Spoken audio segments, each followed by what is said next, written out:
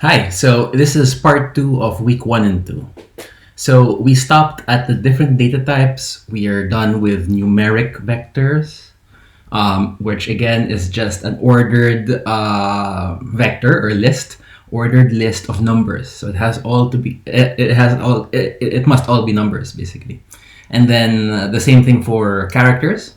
It's an ordered list or vector of characters, and a character is the quotations. Okay, that's why it's a character. So each entry should be put in a quotation mark and then separated by a comma. Next, you've got logical vectors. So logical vectors, you can write the word true, all caps, or false, all caps. So a condition is either true or false. So a logical vector will be, again, this ordered sequence of truths and falses in a vector, right? So this is a logical condition.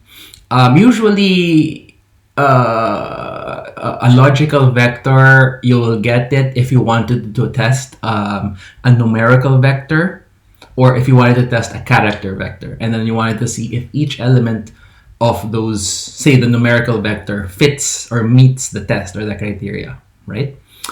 Sometimes you will want to write out the logical vector yourself, but usually it's you're testing a condition in either the vector, in either a numerical vector or a character vector. So let's try it. So this is a simple example here. This is basically a scalar or a vector of length 1, and you're comparing 4 versus 7. So the question is 4 greater than 7? It is false. So you should try that right now. Okay, so let's actually turn on our RStudio.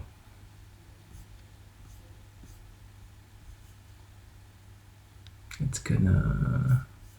I opened another project earlier, so I'm just gonna open Econometrics Lab here. So let's try 4 greater than 7.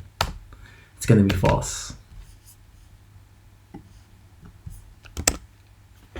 Now, you can also test characters, whether a character is the same as another character, right? So you try all caps blue to low caps blue.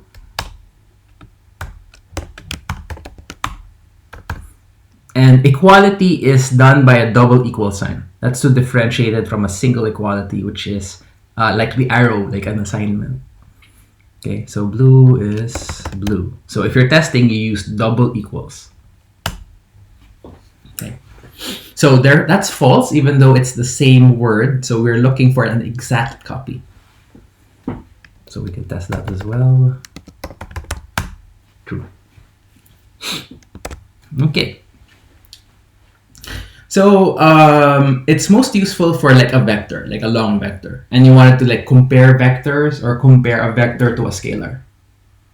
And you wanted to see which elements of that long vector, for example, is greater than 7 or less than 3 or something. So here's another example which we can enter. I invite you to put in your own example. So let's put in 4, 5 here, or 4, 6, doesn't matter. And then, oh, that is a small c.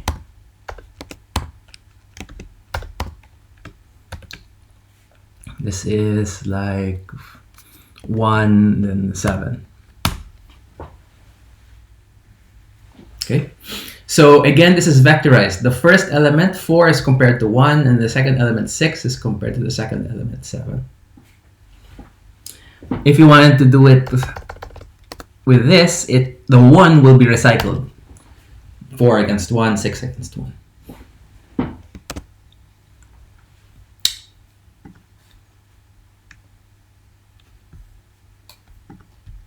Okay. So a major use of logical vectors is to filter objects such as numerical vectors and character vectors, right? So you can create, for example, a really long vector like this. You can call it random, and use the function rnorm, which is 100 draws from the normal distribution with a mean 0 and SD1. So that's a long vector. And say you wanted to check which elements of this vector random is greater than 0. So all you need to do is to use the condition here, which is random greater than 0. And that will create a logical vector of the same length 100. And it will tell you, like, the first element is what, greater than 0, the second is not, the third is yes, etc. So you can use this to filter for all the conditions, all the values of random, which is greater than 0. So you type random, open left parenthesis, random greater than 0, which is your test, close right parenthesis. We are selecting all values of random that meet the condition, that is true. Okay. Next, you can try random less than 0. What does that do? Well, it will select all of the negative values. So let's try it right now.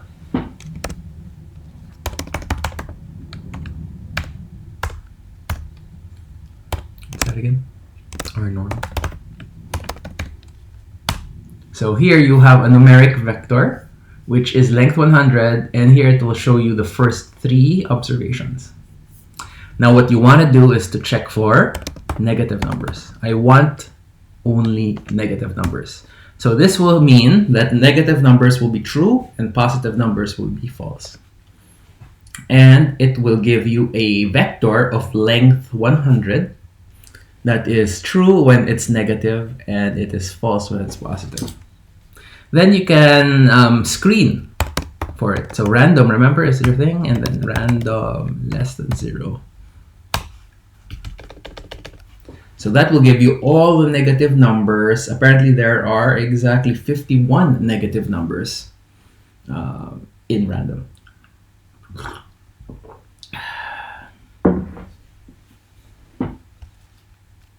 All the negative numbers in random. Next are factors. So we've got factors are ordered character vectors, and by ordered, it's not necessarily alphabetical.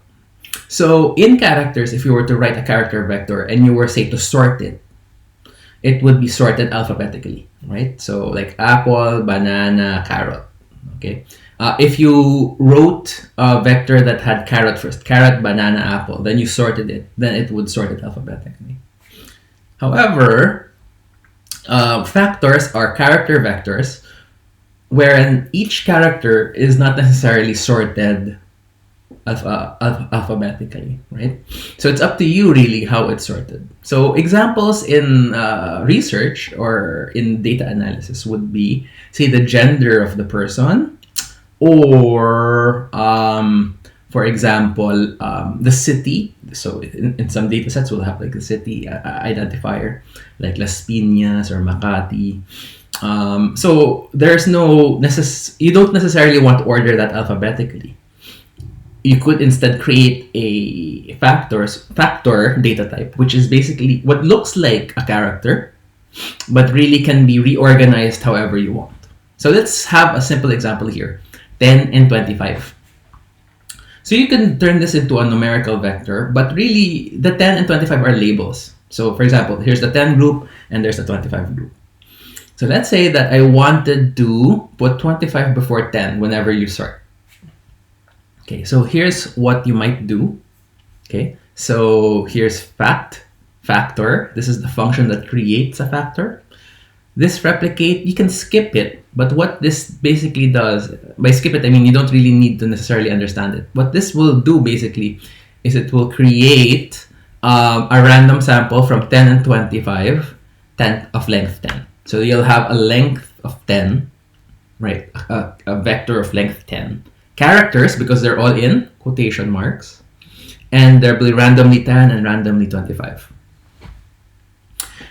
Next is the important part that differentiates characters from vectors, is you'll want to organize them by 25 first. So the first thing here is the first one, and then 10 is the second level.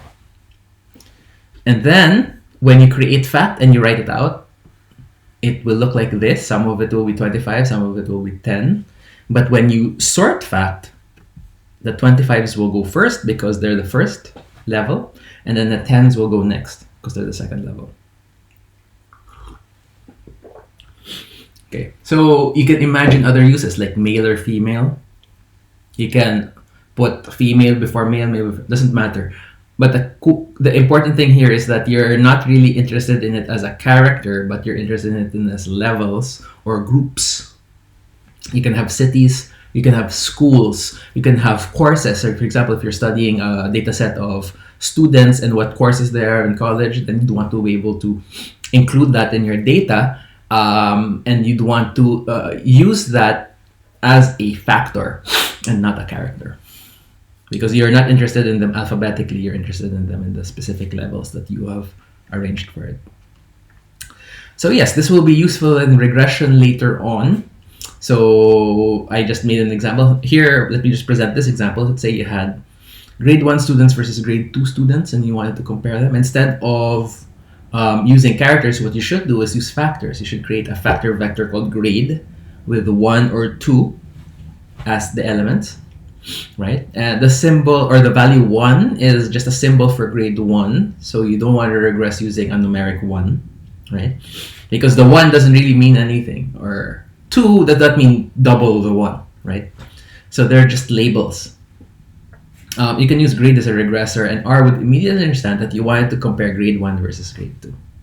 So we will do a lot of these comparisons. A lot of regression basically is comparing different groups together, holding the identity of the other groups constant.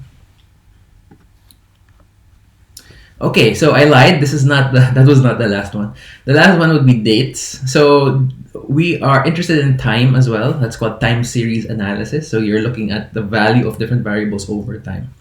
And our time variable is, in this class, will be mostly dates. Okay, dates are a type of continuous data, but for time units. As you know, time is ordered. May 1 comes before May 2, etc.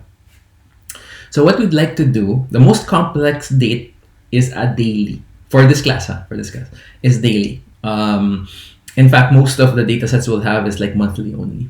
But a monthly data set is the same as a daily, but you only observe it 1 day a month, for example, right? So what is a daily, what is a date? So you run this command here. Notice what is first, year, this is month, and this is day, okay? So notice that this is not a character. The ending is not a character, this one. Even though it's in quotation marks, it's not a character, it's a date, okay? And then here we'll be using a testing function to check what kind of data type it is. So is character as date, it's false. And to know what kind of vector or what kind of data as date is, you use the function str. So let's demo that right now live. So let's go this. You know what I realized?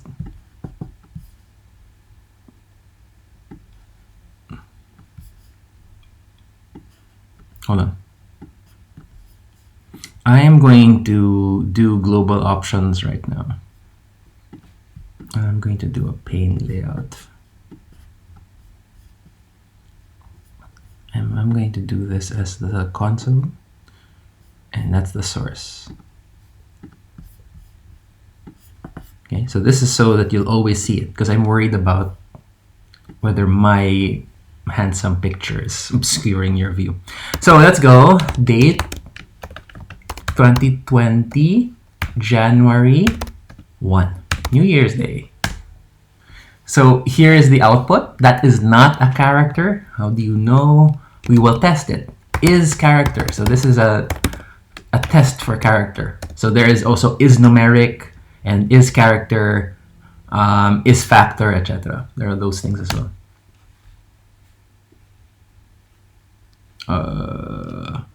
Hold on.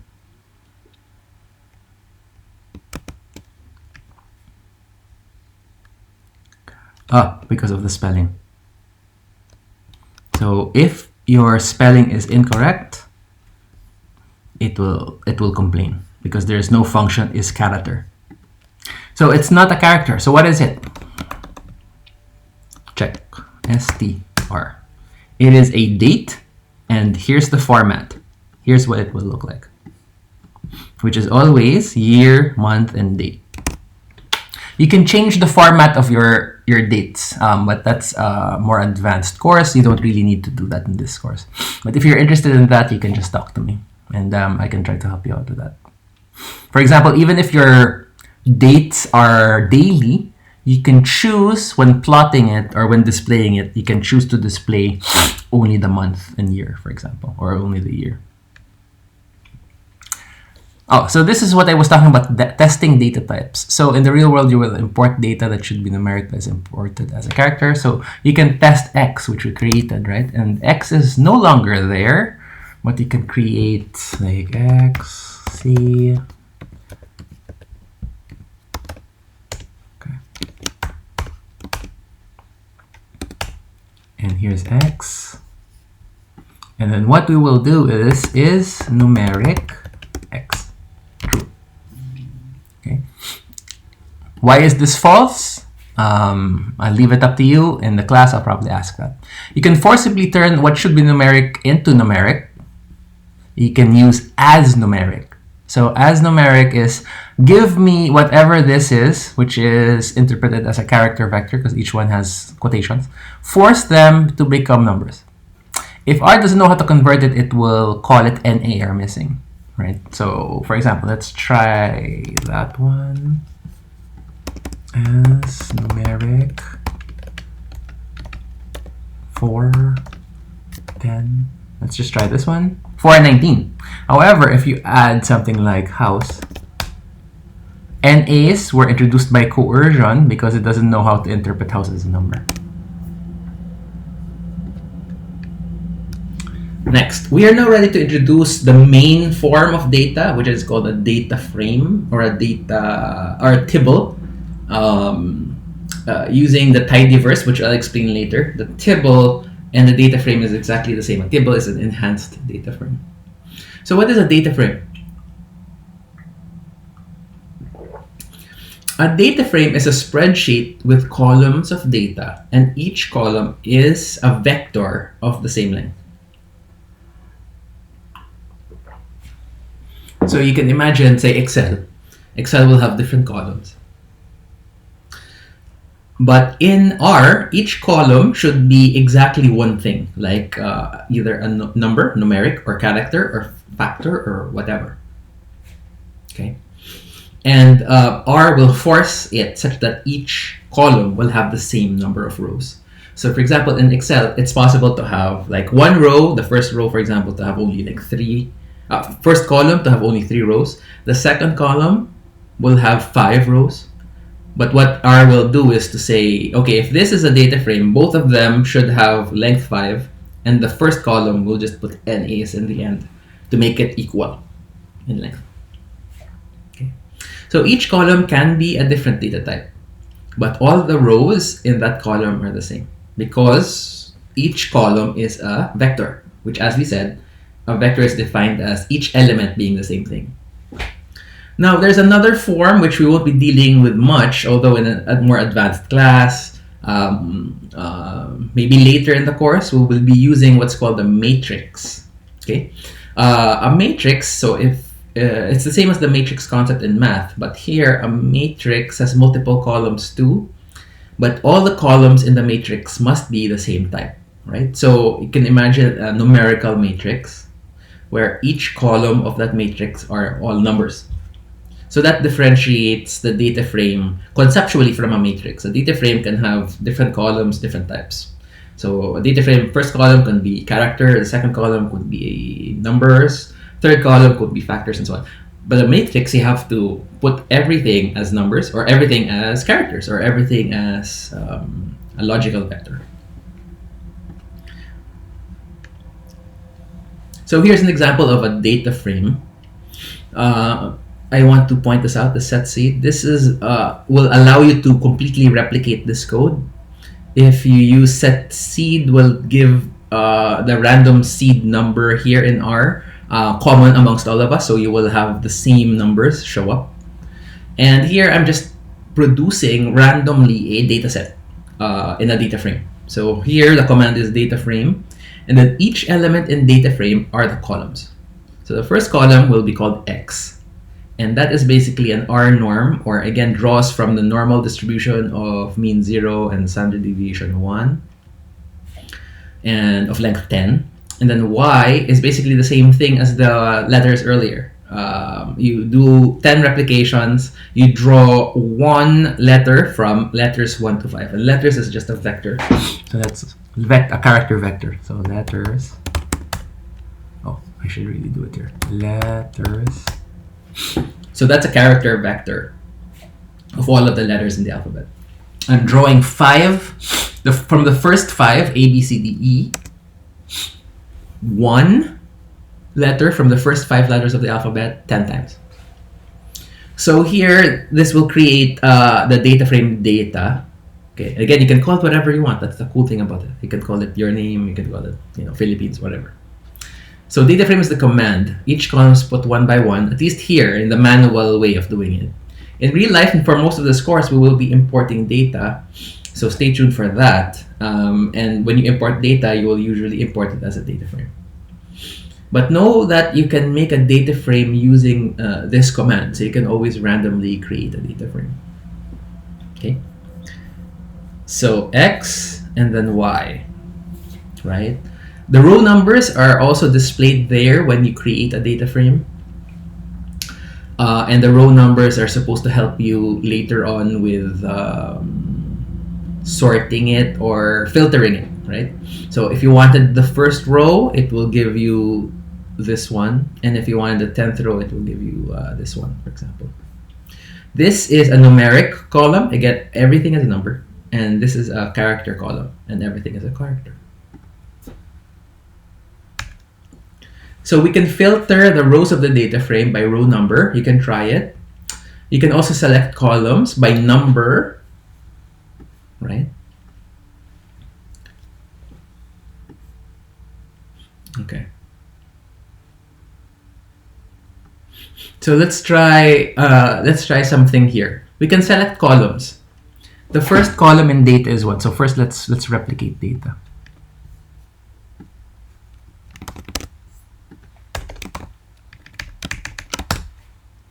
So there's data. It's exactly the same as that one because of the seed that we've set.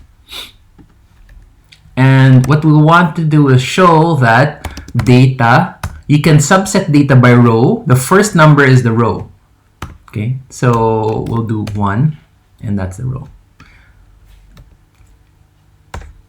Without a comma, it will assume that the number there is the column there. But with the comma, it will turn it into a vector. So that's the point of these ones. Okay. Next, you can also do it by name. So data Y. There. Is there a way to do it like this? Absolutely. You can also try that one. The double square brackets is equivalent to this one. And it's my preferred way of doing it as well. Okay, so I'll let you check the others out. Now, data frames create a new column. So frequently you'll need to create a new column, usually after using the results from another column, right? Using an existing column. So if you wanted to create, say, a new column called x1, which is the squared of x, you can easily do it this way. What's key here is that you use the name of the data frame, you use the $sign, and you use the x1, which is the last way of actually producing a vector. Data $x. So that creates a vector here, which is similar to this and to this. It's very convenient to use the number designation to create a vector, and you will use that, right, to create this one, to create the square of the values and assign them to a new column called x1. If you don't want to assign it, that's also fine. So let's just try data $x, and then say you wanted to square it. That doesn't change data at all, right? But if you wanted to add a new column, you would have to create a new column and then do a function here like data $x like squared, right? You'd have to do that. Okay. You can also rewrite the column. If instead of creating a new column called x1, you could call it x, and then what you will do is rewrite the old x. So this will not be there, and then this will become the squared of its old value. There are reasons why you would do that, but typically, to be safe, you'd want to just create a new column based on an old one, because you don't know, you might need the old one later on. Now, if you wanted to create a new character column, let's say you wanted to change the case of y into an uppercase. So we will now install our first package, which is install.packages, quote unquote, string r. Then you use it by library string r, this time without the strings, or the quotation marks, I should say. And then you copy this. So this is a function from string r, which is str to upper. And then you're applying it to column y, and then you're creating a new column y1, where each entry now is the uppercase of y. So that's the result here, b, b, c, c, and so on. So if you run this, it will give you what, right? What kind of vector? From what column, right? So this is just a review. Just make sure you know what these blanks are. We can delete a column. Okay, so this is a delete. So you're done with it, or you just want to remove it so it's not less confusing. You can do it like so. You can call it up like this, and then you assign the null value. The null value will destroy it. You can delete any column with this method. So next, you might want to conditionally modify a column. So creation or modification of column can be done conditionally. That is, the new values can be dependent on another column's values. So let's create a new column, which is the squared of x, but only for values of y, which are a and b. So that's a frequent issue, right? So let's say you only wanted to mess with the numeric values for a and b only, and not for c, d, and e. So here you would delete all of the other things just to make it neater. And then here we're introducing the command if else. Okay, so if else has three things in it. So the first thing in if else is the logical test. So this is a logical test for characters. Are a and b in data $y, and you're doing it one column or one row of y at a time. So here the first row of y is e, so it's a false, and it's false again, and then it becomes true in the third row. Okay, so that's the test. So you're doing the test for each one, for each row, and then this is the test. The percent in percent, you're looking for whether the values of y are in this vector here, this character vector here, which is a or b. Now the second element is when the test is true. If the test is true, if the value of y happens to be a and b, you square it. And the third is when the test is false. If the test is false, you just keep the old value of x. So that's why it says data $x here, which is the old value of x. So that's the if-else function. The first input is a logical test. The second input is when the condition is true. And the third is when the condition is false. So in class, I'll probably ask you guys to come up with your own conditions. At the very least, you should run this for yourself. So we'll be using the tidyverse. You will be installing tidyverse. We'll be doing that in class. And I want you to load tidyverse with library tidyverse. Moving forward, we'll be using tidyverse techniques. Although the techniques I showed you are called traditional or base R techniques. These are a more integrated package, which is basically designed to help you display your data graphically and to manipulate your data. And it's supposed to be more intuitive. And let's find out if it is. So here is the create column in tidyverse. So here's a new concept called piping. You read this by moving from left to right, the same way that you would read English. So whatever your data is, you're taking it and then you're feeding it to the one on the right. So the mutate x1, you're creating a new column x1, which is the squared of x. So here, you don't need to use the $ sign anymore. Tidyverse is easier in that sense, in the sense that if you feed it this data set, it will already know what the column names will be. And then it will know that you are referring to X here. Oops, sorry. X here, which is that X, right? This numeric column. So this is referred to as piping. And the left is the data which we created, which is basically the same as squaring all of the x's, but this time using a command called mutate. So if you want to create a new column, you use mutate. You can also conditionally create a column also using mutate. Here we are using the same code if else, but this time the $sign is no longer there, so which makes it a little bit more readable. Okay, you can also do it by group, and this is where the tidyverse is better. So let's say you wanted to create a new column called x1, which is the mean of x for each group in y. So that's A, B, C, D, etc. And you wanted to create a new column x1, which is just the mean of the mean of x for each different letter. So when you accomplish this, you see the following. So A, does A show up here again? A and then A. The average for all the values of A is 0.461,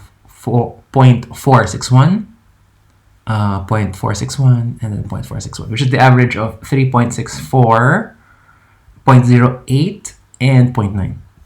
And you can do it it will automatically do it for all the different letters in your data frame. You don't have to do it one at a time. This one is another useful thing is aggregate or summarize. So again, the power of these functions are apparent when you do operations by group. Oh, by the way, speaking of operations by group, this is the command to do operations by group. So here's the data, which goes to the right. And then what you want is to group by unique values of y, for which there are A, B, no C, but D and E. And then you summarize. Instead of mutate, you use the word summarize. X1 equals the mean of x. So here it will create a new table, a new data frame where the y are the unique values of y, and then the x1s will be the average of x for each value of y. Note that if you summarize, you remove the old column of x, because the only thing you're interested in is the summary value of x, which is x1. So that's one of the main differences as well between mutate and then summarize. So mutate will keep the old one. Summarize will remove everything else that's not in summarize, and it's not in group by y. So the only thing you'll see here is y and then the new column x1. So there are many computations that you can do by group, right? So summarize your data per group. So you can do a mean, SD. You can get the first observation, the nth observation, the last, or the median. So try it. Get the first observation by value of y, right? Further, your group can be multiple variables, right? So say this is your data, x, y, and then z. Right? So you can group by y and z, unique combinations of y and z. So you've got C and F. Is there another C and F here? No, but there's a bunch of EFs here. 1, 2, and then BG. Is there a BG? There's just one BG and so on, right? But you can look for all of these different combinations of these letters and then summarize X based on the combination of these ones. So you can try that. Oh, and here's the result. So what are the different combinations? A and G, of which there are only one. So look, it's the same. The average of itself is itself, right? But B and F is there. There is more than one B and F, and they both happen to be negative. So it's the average of negative 3.6 and 0.25, which is negative 3.1. Next, we'll want to reshape data. One of the principles in the tidy data revolution is the understanding of long and wide. A long data set is when all of the observations are in rows, or when each unique combination of values that define an observation are in the rows. So let's use an example. Let's say you have data on students' exams for kids in different sections in grade 1s for several schools. Okay, so here's an example of a long data, right? So each row is an observation on a student. You've got an ID number there. You've got the school, 123, 123, 123. Oh no, sorry. The ID number is 123, 123, 123. The school is AAA, BBB, CCC. And the genders are male, male, female. And then the scores are the following, right? Each person is a row. Each person is identified by an ID number, school, and a gender. Most times we would like to structure our data in this way so that each observation is a row. But sometimes something we want to do requires reshaping this long data, and we'd want to look at something else. So you want to have separate columns for gender because you want to display the table gender by column. So you want male scores versus female scores, as opposed to here where each male and female score is its own row. But you'd wanted, for example, the males here and the females to be up there as a column header. You might want that if you wanted to display it as a table, for example, or if you wanted to do data visualization later on. So long data into wide or wider data. So here's the example: pivot wider, data long, which is the name of the data set, names from, gender. So the new column headers will be taken from the values of gender, which is the old column, right? So that you'll want new columns called male and female. Values from score. So you want to have the values of male and female to be the scores. Hence, what will happen here? You have ID, you have school. The column scores is gone because all of the scores have been assigned to male and female, male and female, male and female, right? One of the things I'd want to point out here is, why are there NAs?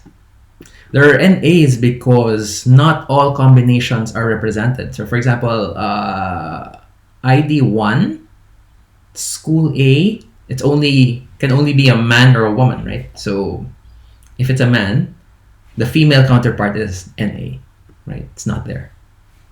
Similarly, if it's a man for ID school student number 2, it cannot be a female, etc. So that's where the NAs come from. It's because not all combinations of ID school and female are represented in the long data set. Right, so because of the imbalance of scores, there will be some missing data, right? So you can reverse it from wide to long. So you can turn a wide data set. So this is the pivot wider. We're assigning it to data wide. So now you have that wide data, right?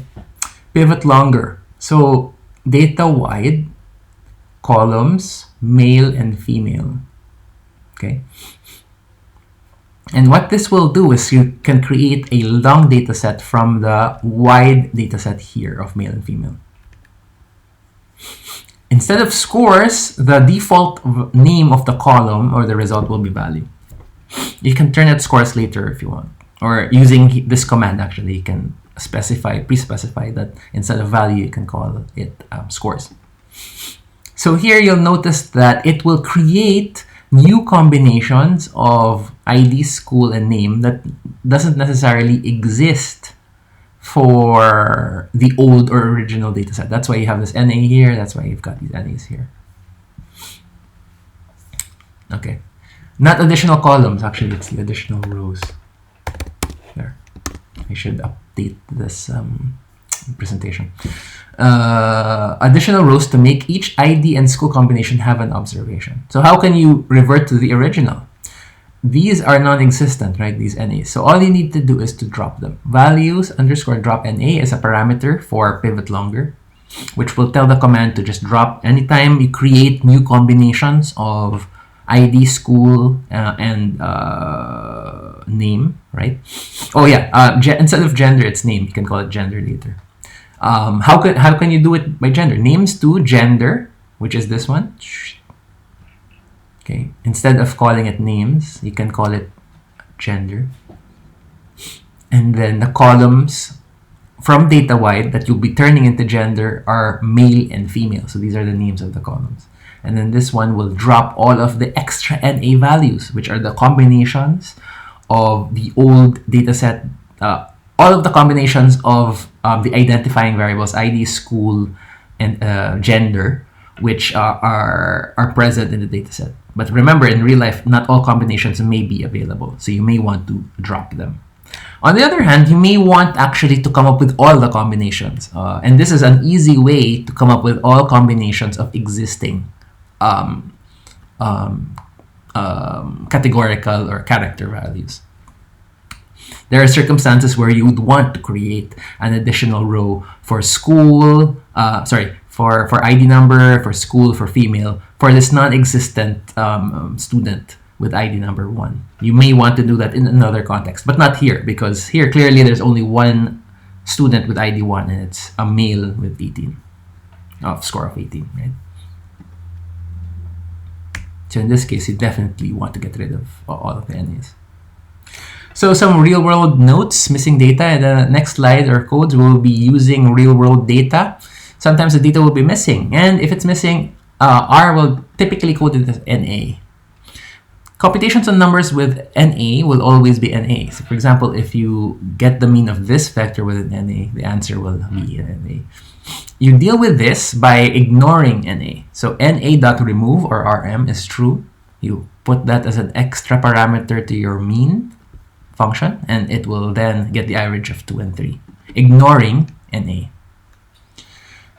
We will be using imported data from Excel. So we have this data that's online on the website. Download that, and first you'll want to install readxl, the package readxl. Then you want to load it, library readxl, and then you'd want to load the XLSX dataset onto R, and this is the command, read_XLSX.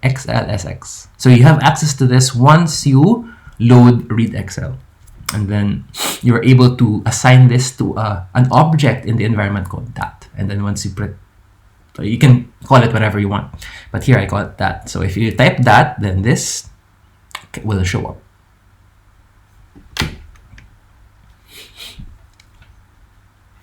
Sorry. Okay, so there will be some exercises before moving on. I have no deadline yet for the homework, but when you have homework, you just upload it onto Canvas, and then you use your name and then say week 1 and week 2.r. Okay, so there'll be exercises by the end of this week, and the deadline should be like after next week pa naman. So if there's any questions, feel free to talk to me in class in today, Thursday, or next week, Monday. That's it. Bye.